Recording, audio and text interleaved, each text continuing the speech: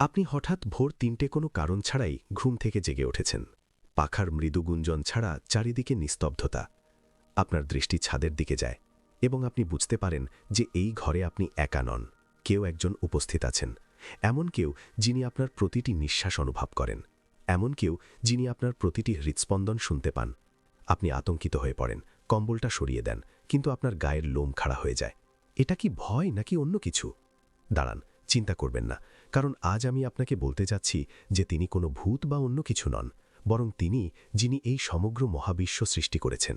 তিনি প্রতিটি পাতার মর্মধ্বনিতা, প্রতিটি ফোঁটার শব্দে, প্রতিদিন সকালে আপনার ঘুম ভাঙার পেছনে উপস্থিত আছেন। কিন্তু প্রশ্ন হল, তিনি সত্যিই আপনার সাথে আছেন কিনা তা আপনি কিভাবে জানবেন? এর কি কোনো সুস্পষ্ট চিহ্ন আছে? এমন কোনো চিহ্ন কি আছে যা আপনাকে সম্পূর্ণ নিশ্চিতভাবে বলতে পারে যে ঈশ্বর আপনাকে কখনো ছেড়ে যাবেন না? হ্যাঁ, অবশ্যই আছে। 7টি চিহ্ন, যা একবার জানতে পারলে আপনার জীবন চিরতরে বদলে যাবে। কিন্তু এই লক্ষণগুলো আপনার ভাবনার মতো অতটা সহজ নয়। এগুলো সূক্ষ্ম, গভীর, এবং আমরা প্রায়শই এগুলোকে উপেক্ষা করি। আজ আমি আপনাদের এই লক্ষণগুলোর মধ্য দিয়ে একটি যাত্রায় নিয়ে যাব। কিন্তু সাবধান, কারণ যখন আপনি এই ভিডিওটি শোনা শুরু করবেন, আপনার মনোযোগ মুগ্ধ হয়ে যাবে এবং আপনি উপলব্ধি করবেন যে উত্তরগুলো আপনার ভেতরেই ছিল। তাই প্রস্তুত থাকুন, কারণ প্রথম লক্ষণটি এমন কিছু যা আপনার মনে হবে যেন প্রতিদিন ঘটে, কিন্তু আমি কিছুতেই বুঝতে পারছিলাম না। কিন্তু অপেক্ষা করুন বন্ধুরা, আমরা আপনাদের জন্য ভিডিও তৈরি করতে এত পরিশ্রম করি, তাই এর বিনিময়ে আপনি অন্তত একটি লাইক এবং একটি সুন্দর মন্তব্য করতে পারেন। অনুগ্রহ করে ভিডিওটি লাইক করুন, চ্যানেলটি সাবস্ক্রাইব করুন এবং আপনার বন্ধুদের সাথে শেয়ার করুন। এছাড়াও আপনি কোথা থেকে এই ভিডিওটি দেখছেন তা জানিয়ে একটি মন্তব্য করুন। চলুন ভিডিওটি দেখা চালিয়ে যাই। প্রথম লক্ষণটি হলো সেই আকস্মিক শান্তি, যা আসে যখন আপনি সবচেয়ে বেশি ভেঙে পড়েন। জীবনে এমন সময় আসে যখন মনে হয় আর কিছুই অবশিষ্ট নেই, কোনো আশা নেই, কোনো সাহস নেই, কোনো উপায় নেই। আপনি আপনার ঘরে একা বসে আছেন বা বিছানায় শুয়ে আছেন, চোখ দিয়ে অঝরে জল গড়িয়ে পড়ছে। আপনার মনে হয় যে এই পৃথিবীতে কেউ আপনাকে বোঝে না, কিন্তু তারপর কোনো স্পষ্ট কারণ ছাড়াই এক অদ্ভুত শান্তি আপনাকে আচ্ছন্ন করে ফেলে। মনে হয় যেন কেউ আপনার মাথায় হাত রাখল। আপনার কাঁধ শিথিল হয়ে যায়, আপনার শ্বাস-প্রশ্বাস ধীর হয়ে আসে এবং আপনি অনুভব করেন যে সবকিছু ঠিক হয়ে যাবে। এটি কোনো ঔষধের প্রভাব নয়, এর কোনো যৌক্তিক কারণও নেই। এটি ঈশ্বরের কাছ থেকে একটি ইঙ্গিত, যিনি ঠিক আপনার পাশেই বসে আছেন, নীরবে আপনাকে বলছেন, আমি এখানেই আছি, ভয় পেও না। সবচেয়ে মজার ব্যাপার হলো, এই শান্তি ঠিক তখনই আসে যখন আপনি প্রার্থনা করা বন্ধ করে দেন। যখন আপনি সবকিছু ত্যাগ করেন, তখন স্বয়ং ঈশ্বর আপনার কাছে আসেন বিনা আমন্ত্রণে। তাই যদি সম্প্রতি আপনি এমন কিছু অনুভব করে থাকেন, তবে বুঝবেন যে তিনি আপনার সাথে আছেন এবং এটা কেবল শুরু। দ্বিতীয় চিহ্নটি আরও গভীর এবং এটি আপনাকে অবাক করে দিতে পারে। দ্বিতীয় চিহ্নটি হলো আপনার জীবনের সেই মানুষগুলো যারা কিছু না চেয়েই আপনাকে সাহায্য করে।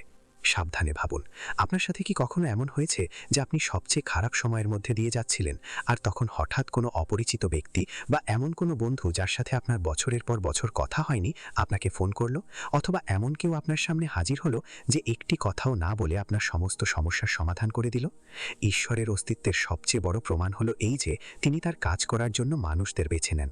হতে পারে সে একজন রিক্সা চালক ছিল, সেই সবজি বিক্রেতাই আপনাকে বাড়তি ধনেপাতা দিয়েছিলেন যখন আপনার কাছে টাকা ছিল না, অথবা অফিসের সেই সহকর্মী যিনি আপনার ভুল ঢেকে দিয়ে আপনাকে বাঁচিয়েছিলেন। এটা কোনো কাকতালীয় ঘটনা নয়, এটা একটা চিহ্ন। ঈশ্বরের হাত আছে, কিন্তু তিনি নিজেকে প্রকাশ করেন না। তিনি আপনার চারপাশের মানুষের রূপে আসেন। কিন্তু মনে রাখবেন, এই চিহ্নটি তখনই দৃশ্যমান হয় যখন আপনি অভিযোগ করা বন্ধ করে পর্যবেক্ষণ করতে শুরু করেন। কারণ প্রায়শই আমরা এতটাই দুঃখে থাকি যে আমরা দেখতে পাই না প্রতিদিন কত অলৌকিক ঘটনা ঘটছে। এখন আপনি হয়তো ভাবছেন, এগুলো তো সাধারণ ব্যাপার, এর মধ্যে ঈশ্বর কোথায়? কিন্তু এখানেই আপনি ভুল করছেন, কারণ ঈশ্বর সিনেমার মতো জাঁকজমকপূর্ণ অলৌকিক ঘটনা ঘটান না। তিনি নীরবে, গোপনে আপনার নিজের জগতের মধ্যেই কাজ করেন। তৃতীয় চিহ্নটি খুব আকর্ষণীয় এবং এটি আপনার স্বপ্নের সাথে সম্পর্কিত। আপনি কি কখনো এমন কোনো সমস্যার সমাধানের স্বপ্ন দেখেছেন যা আপনাকে দিনের পর দিন বিরক্ত করছিল?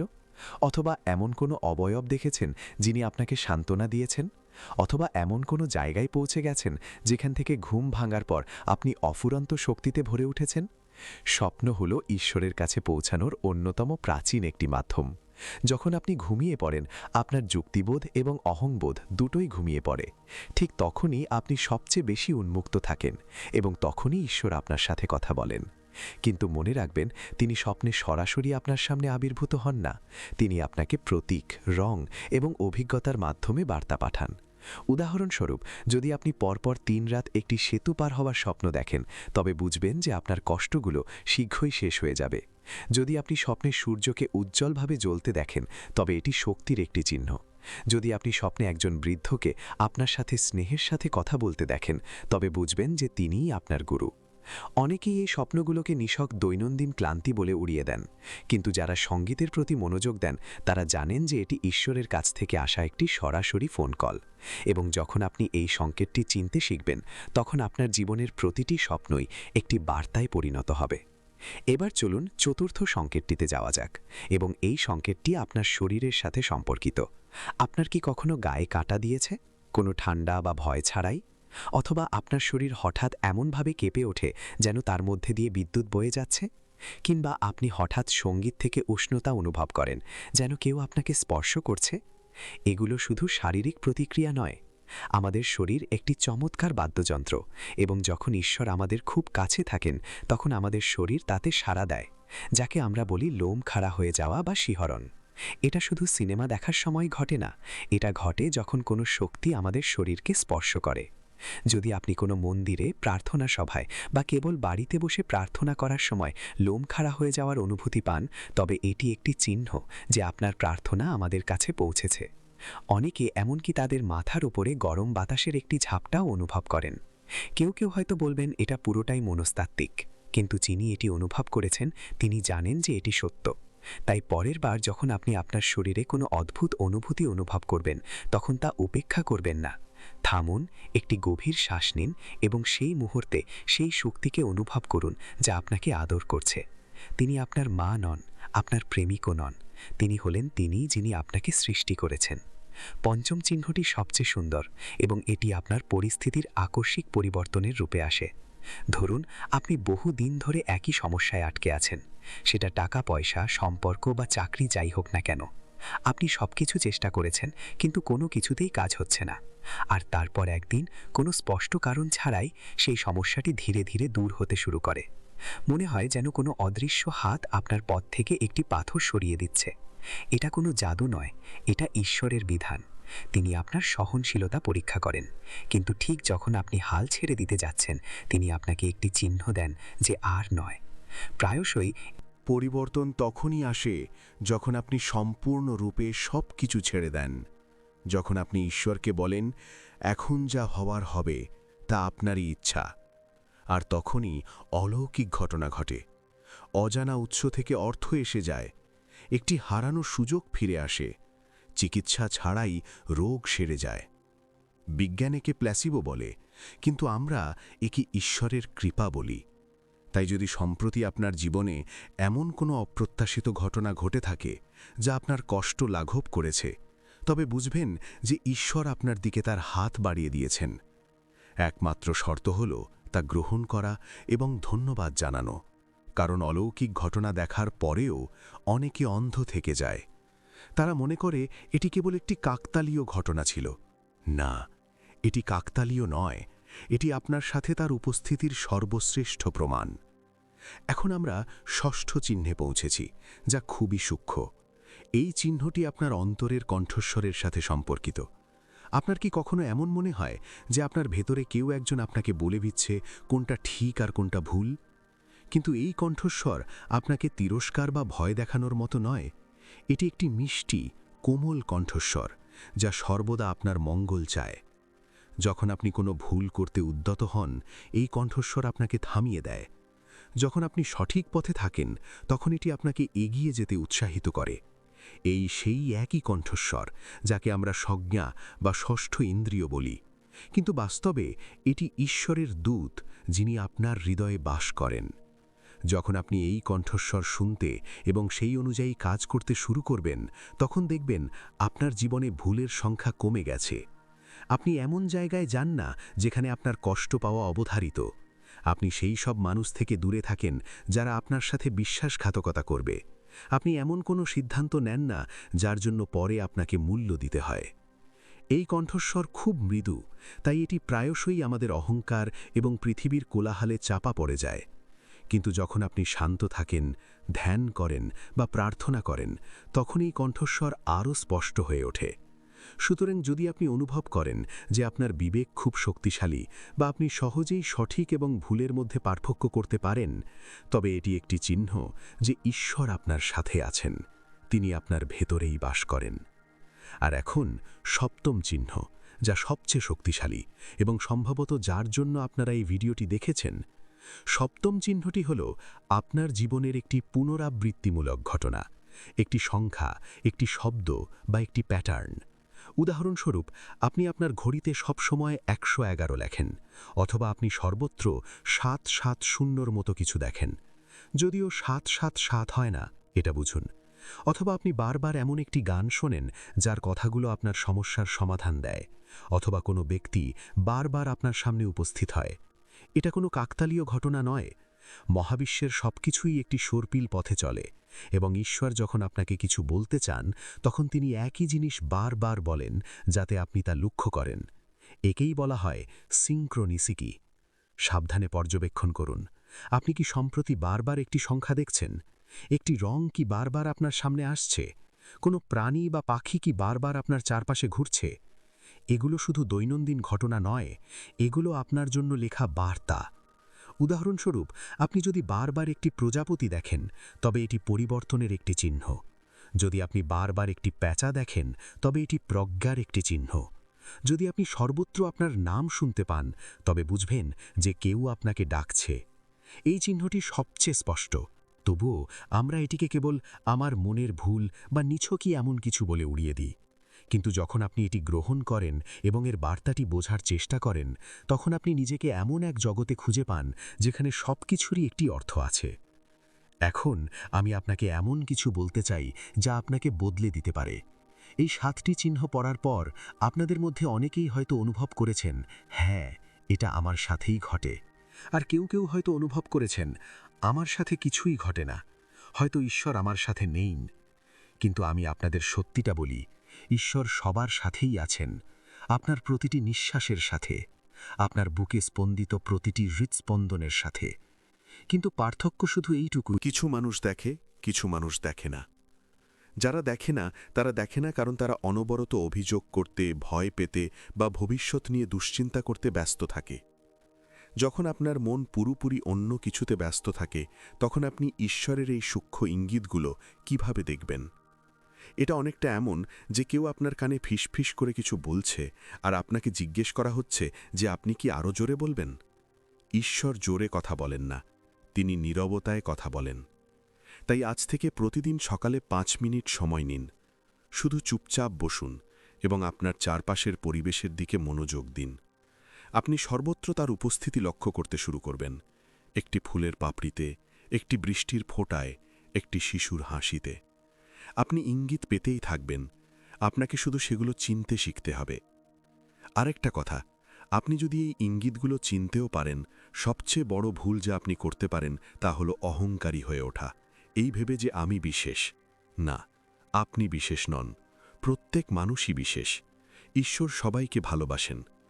একমাত্র পার্থক্য হল যারা নম্র, যারা অভিযোগ করে না, যারা প্রতিটি মুহূর্তে কৃতজ্ঞ থাকে, তারাই এই চিহ্নগুলো প্রথমে দেখতে পায়।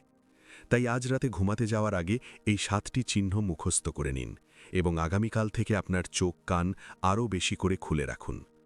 আপনার চারপাশে কত অলৌকিক ঘটনা ঘটছে তা দেখে আপনি অবাক হয়ে যাবেন।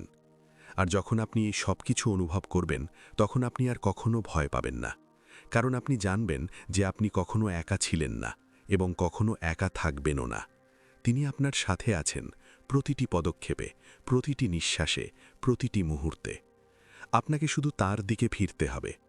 এবং আমি আপনাকে চ্যালেঞ্জ করছি, আগামী 7 দিন ধরে প্রতিদিন এই ভিডিওটি আবার শুনুন এবং প্রতিবারই আপনি আপনার জীবনে একটি নতুন চিহ্ন দেখতে পাবেন।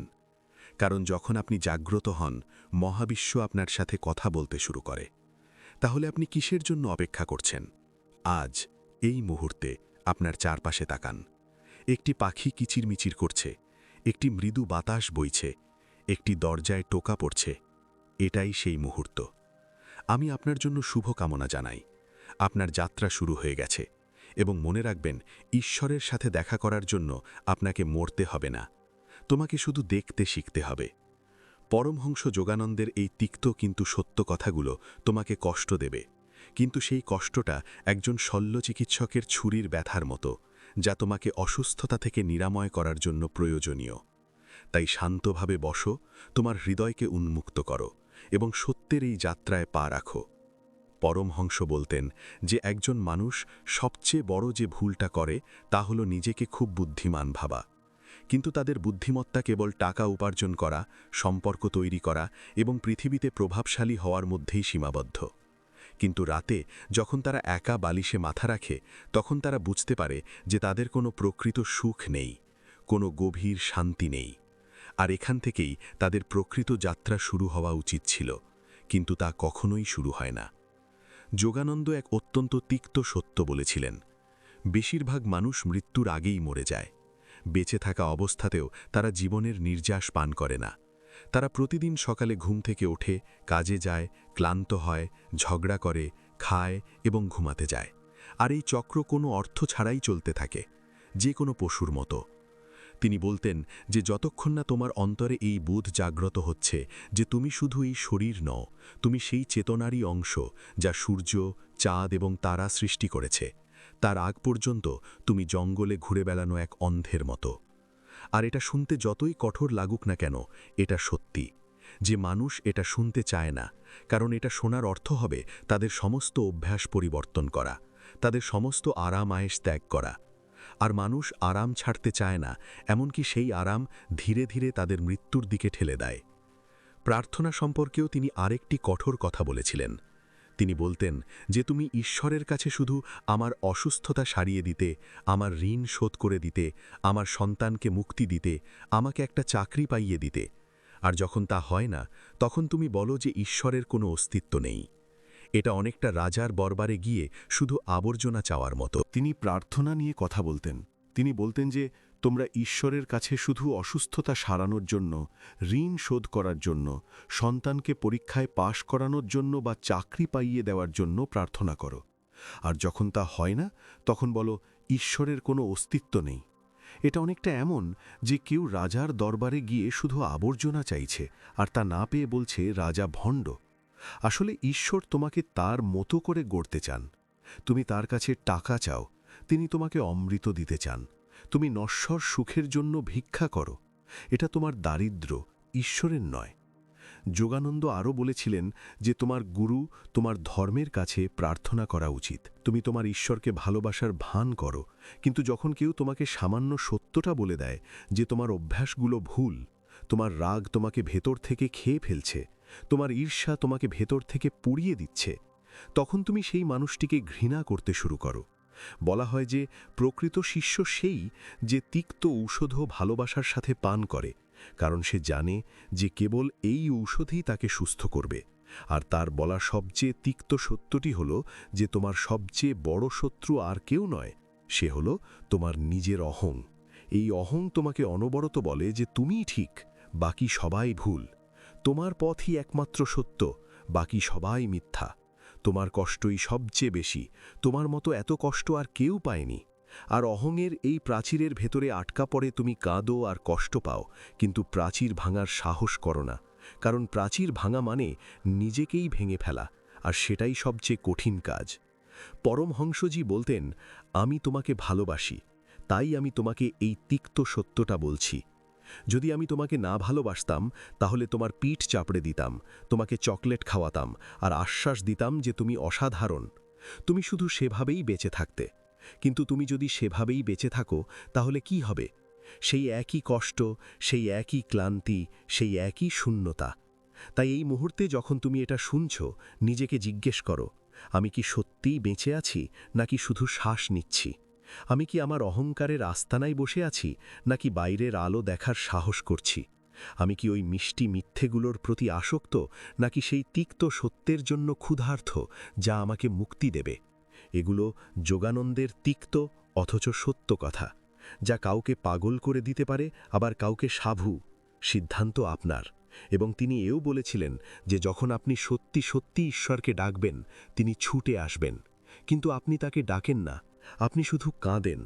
কান্না আর ডাকার মধ্যে অনেক বড় পার্থক্য আছে। কান্না হলো নিজের দুঃখের জন্য বিলাপ করা, আর ঈশ্বরকে ডাকা মানে তাকে আহ্বান করা। আপনি কি কখনো ভেবে দেখেছেন কিসের জন্য কাঁদেন? আপনার শূন্য ব্যাংক ব্যালেন্সের জন্য, আপনার ভাঙা হৃদয়ের জন্য, আপনার হারিয়ে যাওয়া রূপের জন্য? কিন্তু যিনি আপনাকে সৃষ্টি করেছেন তার জন্য কি কখনো কেঁদেছেন? আপনি তাকে স্মরণ করে কখনো চোখের জল ফেলেননি, কারণ তিনি আপনার অভ্যাসে নেই। আপনার অভ্যাস হলো অভিযোগ করা, ভিক্ষা করা এবং আবার অভিযোগ করা। এটাই আপনার অভ্যাস। এটা একটা চক্র, এবং এর থেকে বেরিয়ে আসার একটাই পথ আছে: ভালোবাসার সাথে তিক্ত সত্যকে আলিঙ্গন করা। পরমহংসজি একটি উদাহরণ দিলেন।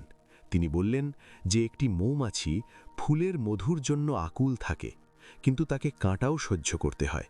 কিন্তু একজন মূর্খ কাঁটা দেখেই মুখ ফিরিয়ে নেয় এবং সারা জীবন শুকনো পাতা চিবিয়ে কাটিয়ে দেয়। তুমিই সেই মূর্খ। তুমি কাঁটাকে ভয় পাও, তাই তুমি কখনো সারবস্তু খুঁজে পাও না, আর তারপর তুমি বলো যে জীবনে কোনো সারবস্তু নেই। অথচ সারবস্তু আছেই, কিন্তু সেখানে পৌঁছনোর জন্য কিছু তিক্ত পথ পাড়ি দিতে হয়। এগুলি পরমহংস যোগানন্দজির তিক্ত কিন্তু সত্য কথা। যদি তুমি এই কথাগুলো হৃদয়ে ধারণ করো, তোমার জীবনের প্রতিটি কোণ আলোকিত হবে এবং তুমি সেই সত্যকে জানতে পারবে যার পরে জানার আর কিছুই বাকি থাকবে না। এইটুকুই। আর এখন তুমি জানো এরপর কি করতে হবে, নাকি এটা শুধু একটা অজুহাত, তাই না? এখন আমার কি করা উচিত? তুমি কি কিছু করবে, নাকি কাল আবার ভাববে?